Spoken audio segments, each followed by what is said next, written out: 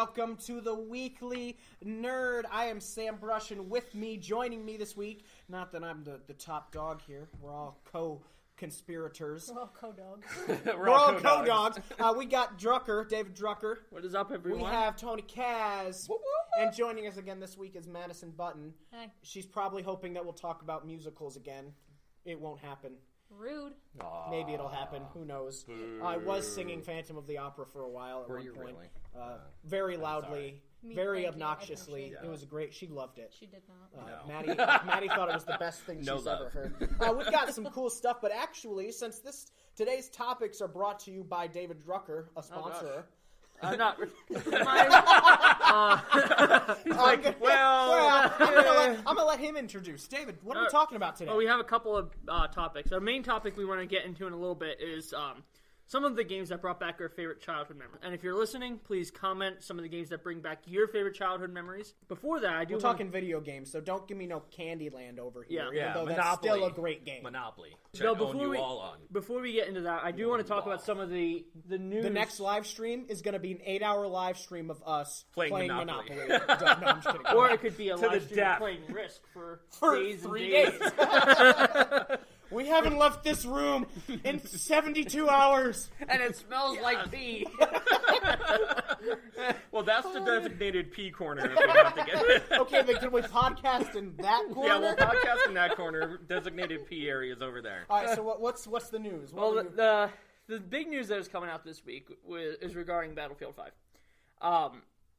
The pre-orders for Battlefield 5 are way down. Because nobody wants it. Nobody cares. Madison doesn't care. Do you care? No. Do you even know what Battlefield 5 is? Nope. Exactly. Well, and the big thing I want to talk about is the problem with pre-ordering games. Who pre-orders games? I have in the past, and I'll be honest, I'm guilty of this problem. Just the pre-ordering in general for video games is ruining games. Because you have games like Fallout 76, which it's not out yet, so I'm not going to say it's going to be a horrible game. True.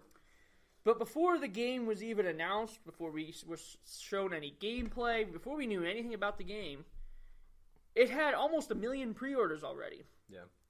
And we're talking about a game we haven't even seen anything about. And it could be an amazing game when it finally comes out, but we don't know. And the problem with pre-orders is so many people pre-ordering before they've even released their product. Companies put out an unfinished product knowing they're already going to make a profit. I.e. see No Man's Sky. No Man's Sky. EA does it a lot. EA did it with Battlefront 2. Although No Man's Sky is actually making a comeback. Right now that they're actually giving people what they had promised 3 years ago. Yeah. But just and I'm guilty of this too with pre-orders in the past. You're going to prison. I guess so. I'm guilty of pre-ordering games as well. But the more I realize it, the biggest problem is when we pre-order, companies are making profit before they've even shown a product to you. Yes. And it really concerns me when you haven't even seen gameplay for something, and you've already given them $60 saying, take my money, I'm going to get your game. And I think that leads to a lot of unfinished games when companies say, sure, we'll release this a year early. We can fix the bugs and patches in the next year, but we'll make the money in advance. And then you release a season pass along with it saying, okay, we're going to release DLC that's probably not valued more than $30, quite honestly. And I think it should come with the full game. But we're going to charge an extra $50, $60 for it anyway, and then you throw in microtransactions or whatever. They're making money before they've even released their product. True. Which excites me a little bit with Battlefield 5 and their pre-orders being low. I think a lot of EA, there's a lot of stuff going around that EA is going to die because of this. It's not going to die. EA is a massive company. They have tons of franchises like Madden, FIFA, Battlefield. They have the Star Wars license from Disney to make Star Wars video games like Battlefront 1 and 2, which were crap games. I'm happy. That'll probably come next year. I'm happy that they're not getting many pre-orders. What are your thoughts? I'm surprised. You're not a big Battlefield game. You wanna? No, I'm not a big Battlefield game. I'm a human. I know. There've been some questions lately about whether I'm a human or not. I am indeed human. Alien-like. How about that? Yeah. No, I've pre-ordered one game in my entire life, and it comes out in September. I pre-ordered the Spider-Man game. Okay. Now, I had already seen some, not game footage yet, but trailers for it, and it looked incredible, and they had promised things like no microtransactions and stuff like that already. So I pre-ordered it.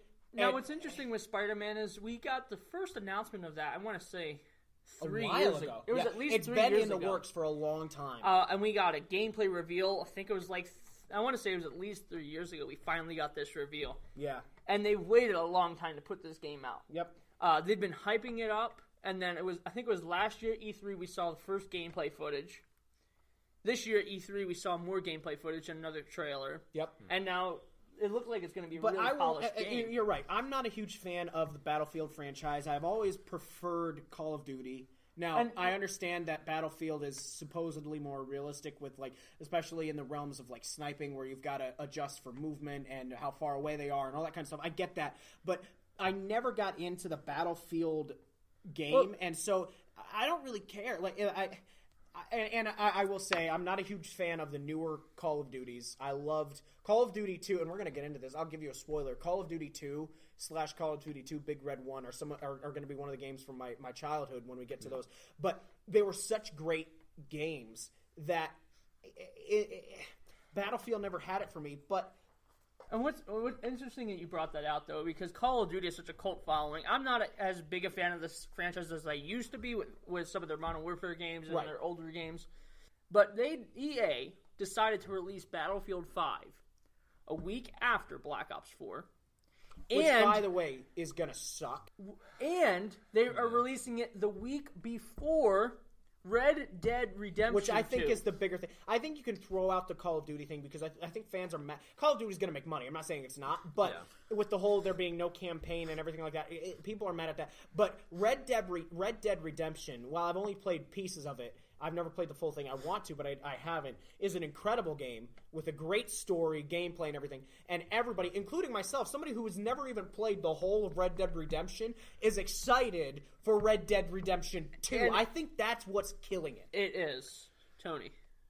I loved Red Dead Redemption 1. Yeah. I thought it was a revolutionary game for its type. Yeah. I thought that the game style that it brought was ingenuitive. Yeah. And I love the storyline. I love the storyline where you can go and collect bounties. You can go and collect your storyline. You can go and collect like different things in game. Like if you wanted to be a hunter skinner and you wanted to go skin animals for their pelts, you did that. You can go and do that. And you literally had to do that. You had to take a knife and just start skinning animals in real life, and that's how. No, I'm kidding. They used the whole but you had to use the Wii stick. No, but that's what you did in the game. Yeah. You would go out, you would find squirrels, rabbits, deers, gingers. No matter what they were, scalp them right off. Wow. Yeah. and see, I don't think it's just that the other games around it. I think the biggest thing is from the backlash of Battlefront 2 from last year. EA has still not gotten over that. They've practically abandoned They're still the game. crying in a corner. Well, they have maybe a couple people. P corner? The P corner. They're crying in the definitely, P corner. They're definitely in the P corner. See, and they're not getting over that. It was Star Wars. That was the problem. It was a Star Wars game. Yeah. If you had done it with any other game, no one would have cared. It was not a Star Wars game. It was a Call of Duty / Battlefield game with a Star Wars skin on it. Logo on it. Yeah. But with the Star Wars name, and now you're marketing it for kids, because, I mean, Battlefield is rated M, so they don't market it for kids, even though kids play it. Right. It's not marketed for kids. True. Star Wars is Star Wars, and they screwed it up big time. Yeah. And there's all this backlash with EA over that. It's all right. I think EA has a lot to do with rebuilding. Maddie has a lot to say about this topic. Do you? Right now. No. She has nothing. All right, so here's the deal, right? I think the whole pre-ordering system. Preamble to the Constitution. No, the pre-ordering system. We the people, in order to form a more perfect. Shush. Oh. The pre-ordering Would you system rather me is sing broke. the song? No. No, it's just broke. He's broke. And this is the reason why it's broken. Because they have now streamed everything to your system. PS4, Xbox One. You can go and just get a game now. You don't even have to order or pre-order the game to your system. You could just be like, oh man, that was good or that was bad. All right, well, I'm not going to pre-order, but I'll buy it the day of it comes out. And you know what happens? Like, you see all the bugs. You see the videos. You see all the stuff that's been happening with it. And you're like, nah, man, that's probably not a good idea. I'm not going to buy it. And then you get to that point. But the pre-ordering of stuff, like, I think people are done with the Black Ops. They're done with Battlefield. I think they're already over their limit as far as, what people can take. Yep. Yeah. And it's just gotten so redundant, so stupid, and there aren't a lot of new concepts for. And here's the thing: you're not going to come up with a quote new concept because there's really nothing new under the sun. So I'm not asking for this innovative thing, but even like Shadow of War and Shadow of Mordor with the whole Nemesis system, that was new. That was really cool, and I love it. Yeah. But there's nothing that's coming out.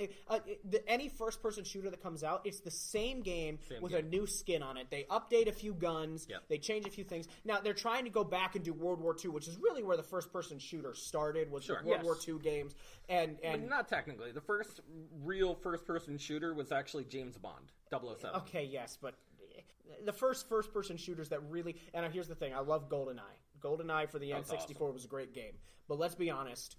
The first real first-person shooter that people were buying was Call of Duty 1. Well, in massive amounts. Right. Yes. And people have tried... They're trying to go back to this World War II thing, except for Call of Duty, which is like, hey, let's just get rid of the campaign entirely. Yeah. The whole reason to buy a video game. Let's get rid of it. Like, it's the same reason why sales have been down for Halo. Well, because it's a crappy game. It's not a crappy game. It's a good game, but they're so repetitive. So darn repetitive. Halo, Black Ops, Battlefield, all the same games. Medal of Honor died out 50 years ago. Medal of Honor died out 50 years ago. And they tried reviving it, and that kind of flopped. But good. I honestly think the biggest problem is just pre-orders. I think if people stop pre-ordering games, Sam, and I'm saying I'm guilty of it too. Game. But my entire life, you're taking a shot at me. One game. Well, then I pre-ordered more games than that in my life. But I think just stopping pre-ordering games. I'm more pre-order pizzas than make companies else. Put out their product and show their product before you say... The pre-order only works for if you are going in with the exception of knowing that you're getting something for free. Well, that is the big thing with pre-orders. Is generally like with the Spider-Man game. You pre-ordered and you got 3 suits. Yeah. That are exclusive to the pre-order. Yeah. Except they're not. They're unlockable through gameplay later. Yeah. Not right now. They'll be unlocked later. Yes. Right. Yeah. The 3 suits that you get for the pre-order. And I paid the same amount. Like, exactly. It was $60 for the pre-order. It's going to be $60 when it comes out. It's going to be $60 4 months from now. Sure. And so it's not like I paid more. Now, you could have bought... I didn't. You could have bought, like, the deluxe edition and stuff like that. That's another problem I have with games. I do hate these deluxe editions now. So dumb. I hate it. Like Fallout 76 actually has a deluxe edition. It's like $100. It's $100 for the Tricentennial. It's called the Tricentennial, whatever. It has not been. It around has for nothing in it. Years. Nothing. It's lying to you. Fallout has not been around for 300 years. The biggest thing now, and I noticed it like maybe 2-3 years ago, is these deluxe editions. You pay $80 for it, and you get early access to the game by like 2 days. Yeah, that's the big thing now. I got upset because I was scrolling through some stuff, reading through some stuff, and it said Fallout 76 said we've got a beta that's coming out soon. And I texted Drucker here and I said, "Hey, are you going to download the beta? Let's download it and play it and see." And he goes, "It's not actually a beta. Did you read the article?" And I said, "Well, no, I was just kind of skimming." He went, "It's not a beta. It's actually for people that like pre-ordered. It's an early access." So you and we can't play it. Unless it's not you a beta. The game. Unless you have a code or a... Right, it's not a beta. That's the huge thing with Fallout 76 is it's actually the game itself. All your progress is supposed to carry over from that into the actual game. But the only way to play it is to actually buy the game through pre-orders. Yeah. Which is a bit ridiculous. I think because so, they too. just did that with Black Ops 4. They just came out with the beta. And then they had it out for, 2.5 weeks? Something like that. It was like 2.5, 3 weeks. And with Fallout 76, it's 3 months until release? Yes. How much gameplay footage have we gotten? 7. Maybe 5 minutes? Limited multiplayer video. We've gotten very little. They're putting out these Vault-Tec videos, which are funny. I like them. They're not going to put it out though. See, I think the real issue is here. We have an unrealistic expectation of what companies are going to do because we have allowed them, and you're not going to go back. Yeah. You're not going to be able to go back to the days where they had to give you the game for you to like it. No, we have allowed them to become a system in our consumer society that says, I'm just going to buy this game. Oh, yeah. And you're never going to fix that.